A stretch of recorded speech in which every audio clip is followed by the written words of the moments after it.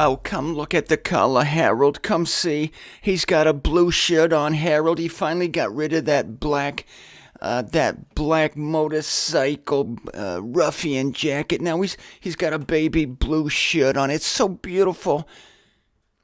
I do what I can. Hello, everyone. Martin Zender. Yeah, I got a baby blue shirt, but now my purple eye is showing up more and more. I still have that sty on there. It doesn't seem to be going away, but so goes this eon. I'm constantly amazed at how slow the body is to recover. That wound I got that I wrote you about, I cut my finger trying to reach in my bath kit for my toothbrush, found my razor instead. Remember, I wrote about that? It still is sore. It still hurts, and that was weeks ago. And the body is painfully slow, and I find that the psyche is just as slow to recover. People recover just as slowly from emotional wounds as they do of the body.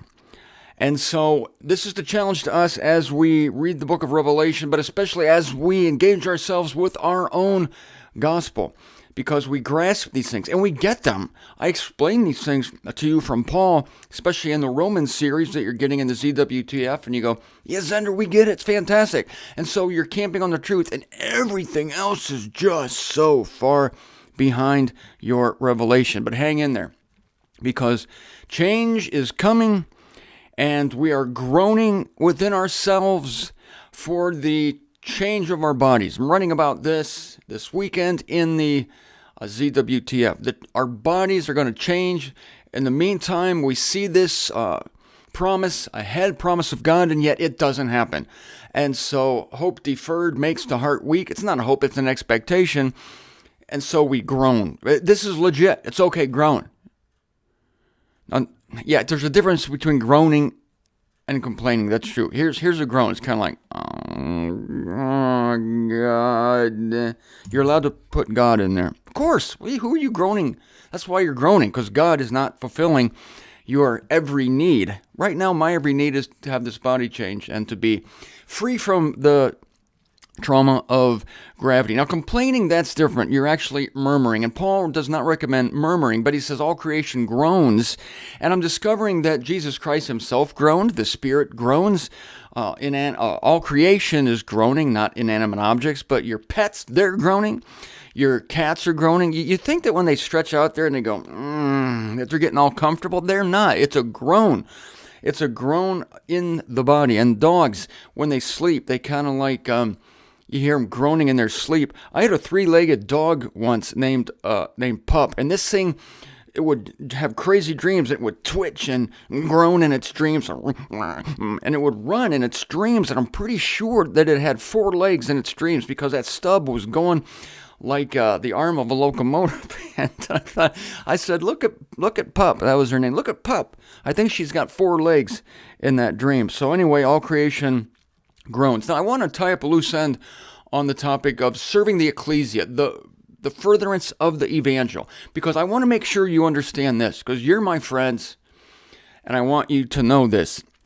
This heralding of the evangel, and really the receipt of the evangel, is more than information. It's more than the transference of facts, whether I give them to you or you give them to me. Remember, I told you that it doesn't matter to me who does this job as long as it gets done. But there is far more to this job than meets the eye.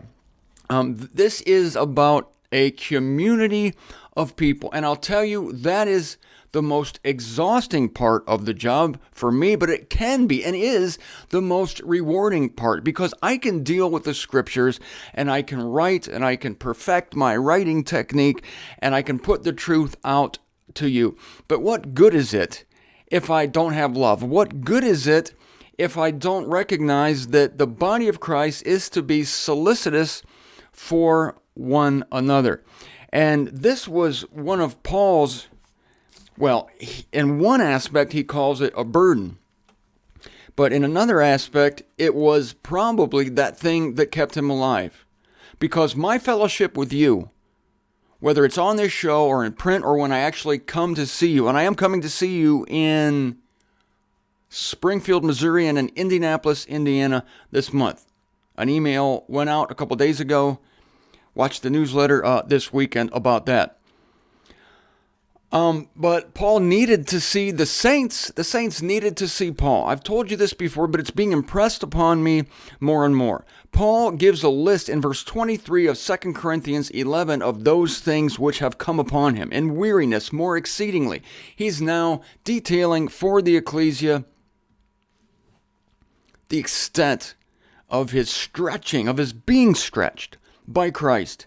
In jails more exceedingly, and blows inordinately, and deaths often by Jews. 5 times I got 40 save one, the 40 stripes. Thrice am I flogged with rods, once I am stoned, thrice am I shipwrecked. A day and a night have I spent in a swamp, in journeys often, in dangers of rivers, in dangers of robbers, in dangers of my race, in dangers of the nations, in dangers of the city, in dangers of the wilderness. Do you have a feeling this is about danger? In dangers of the city, in dangers in the wilderness. Did I say wilderness? Oh yeah, I think I repeated a couple lines. There's more danger in there than actually existed. Here's the killer. Dangers among false brethren. In toil and labor, in vigils often, in famine and thirst, in fasts often, in cold and nakedness, apart from what is outside, and this is what is outside. So he's careful to demarcate this from what he has been reviewing. For what was outside of all these things, that which is coming upon me daily, the solicitude for all the ecclesia. And that's what I have for you. It's a solicitude. It's a concern for your spiritual growth and your well-being. And you have the same for me. And that is what makes the body of Christ work. I do what I do because you're solicitous toward me in many ways. You encourage me. You send me money to help me keep doing what I'm doing. You write me, I write you. I write many of you, and I write you, if I don't write you personally, I write you every weekend in the ZWTF. That's just not some theological document I put out. When I'm writing it, I'm thinking of you. I really am. And when I'm talking now, I'm thinking of you. How do you think I can do this? You know what I'm staring at right now? I'm staring at a dresser. That's what I'm staring at.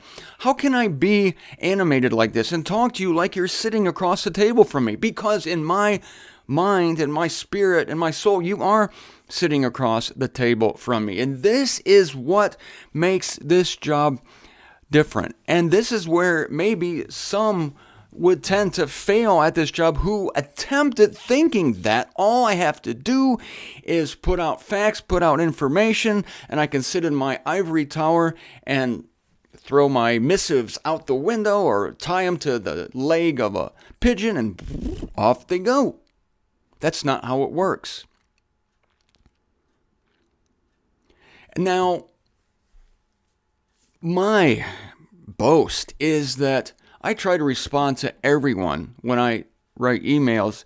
A lot of people write me and I try to respond. And really, I tell you what, and a lot of people, also help to support this ministry. Now, if I have somehow failed to thank you, if something has fallen through the crack, I'm actually thinking of going back in my emails to summer and going all the way back months and then trying to see if I missed anyone, because I tell you, it makes a pit in my stomach to think that anyone has written me and I have not responded. It's a nightmare for me to hear these words. Well, I wrote him, but I never heard back. Or I sent him a contribution. He never thanked me. I can't tell you what a pit in the stomach. I can't even think about it sometimes just at the thought that maybe I've missed someone. And so if I have, I apologize, because this dialogue that we have, this back and forth, this solicitation for one another is vitally important.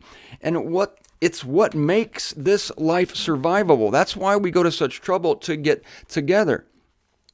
So not only that, but Paul wants the ecclesia to be solicitous toward one another. He's talking about the body now in 1 Corinthians 12, starting with verse 20.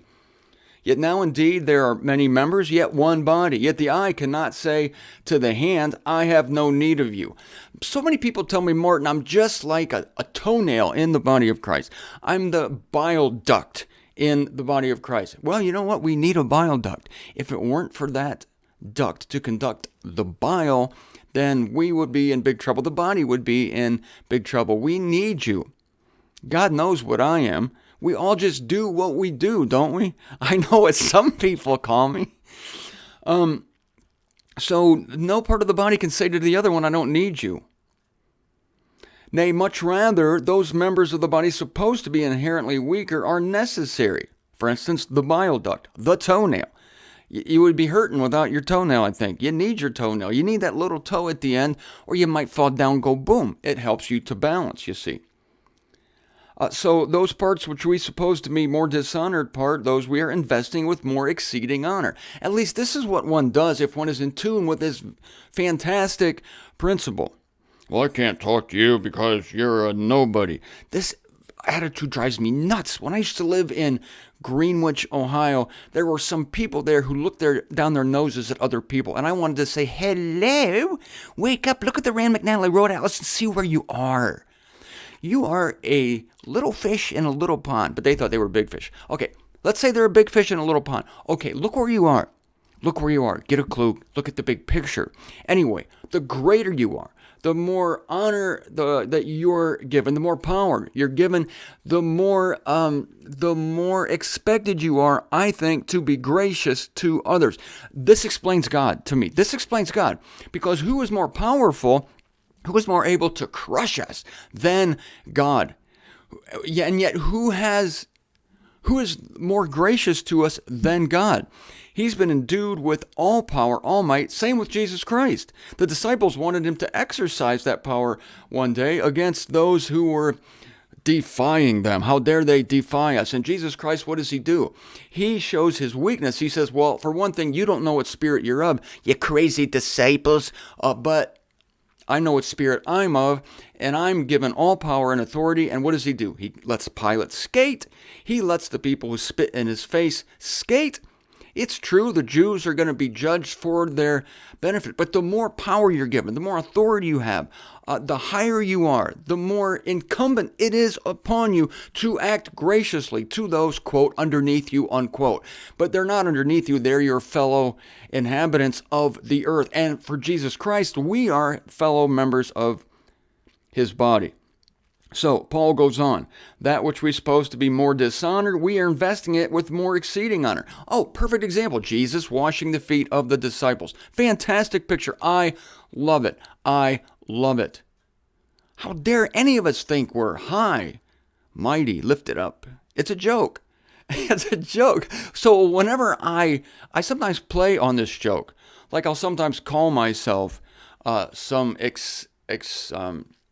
extolled description or something, and it's all a joke. It's all a shtick, and it's funny for me to see people take it seriously, because to me it's the most ridiculous thing in the world to look down one's nose at other people, no matter who does it, whether they're in the body of Christ, whether they're a Jew, whether they're in religion, whether they have nothing to do with any of these, but they have some great job. I remember when I worked for the post office, I would see people in their postal uniforms, and they're like walking around like, that's right, I'm a postal worker, I'm a civil servant, I'm a employee of the government, and they'd walk around like I'm all that. In the meantime, they had that pith helmet on, and they'd have their black knee socks pulled up past their knees, halfway up their thighs, and they thought they were all that, because I'd be working for the post office, take that.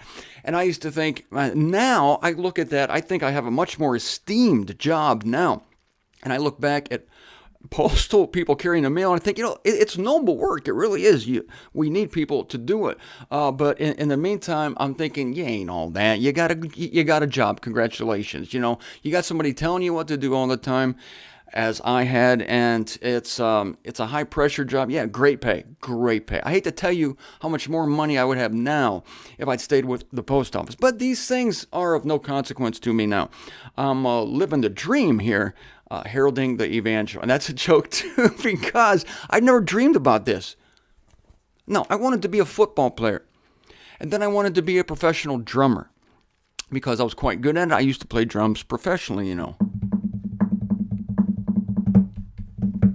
But then I wanted to be a professional writer, and these things, all these hopes were fairly dashed. I got a little bit. I did play grade school football. Woo! I did write professionally in the Cleveland Plain Dealer, the Chicago Tribune, Atlanta Journal-Constitution, different papers. So I got a taste of that. But then I counted it all as dunk. My point is, I didn't get to the end of this verse. I got to hurry up because my show's about to end. God blends the body together. Yes, he does. But the members may be mutually solicitous for one another. That's the end of verse 25 in 1 Corinthians 12. Let us, you and me, be mutually solicitous toward one another. And those who are weak in the body, I tell you to give these more esteem, more honor, more glory than yourself. If we do this, then it's all going to work just fine.